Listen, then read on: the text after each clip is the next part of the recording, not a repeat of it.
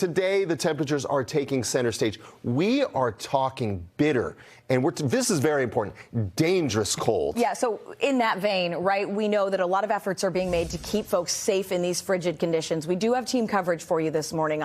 On the right, NBC 10's Alicia Palumbo standing by for us in South Boston.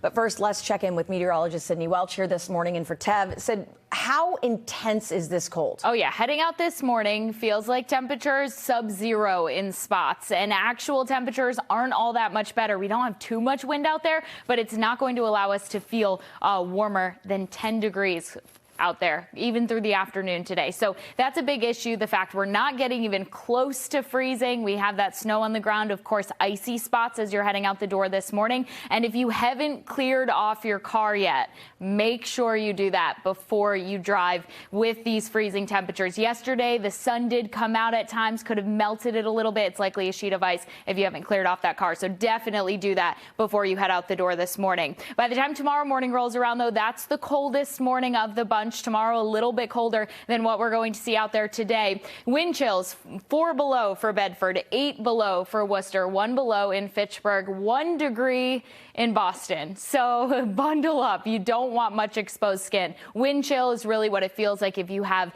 any skin exposed to the open air. So it's going to be cold. You'll want to bundle up. We know it. It's New England, but this is pretty extreme cold compared to the last few weeks of those temperatures, what we were seeing. So right now, 7 degrees in Milton, 1 below as we go towards Millis, 4 below in Bedford. These are actual temperatures, and 1 below in Fitchburg. We're going to continue to see these temperatures falling as we go through our next few hours until the next hour until that sun comes up. We'll be talking more about this cold. We'll finally break free of it, though. I'll time out when we're going to make it close to the 40s coming up.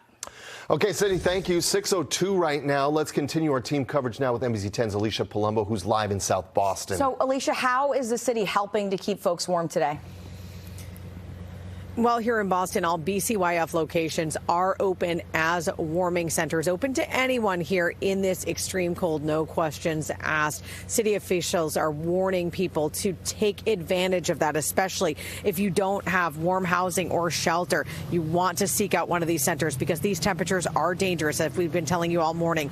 The forecast for Boston includes wind chills that will reach below zero Tuesday, Wednesday, and Thursday. The lowest sub-zero temperatures are expected right now between midnight and 6 a.m. It's not really getting any warmer. These low temperatures combined with strong wind gusts means there is increased risk of hypothermia and frostbite, especially for those older adults and young children, as well as people experiencing homelessness. Now, this type of very cold weather may also exacerbate health issues in high-risk individuals, especially.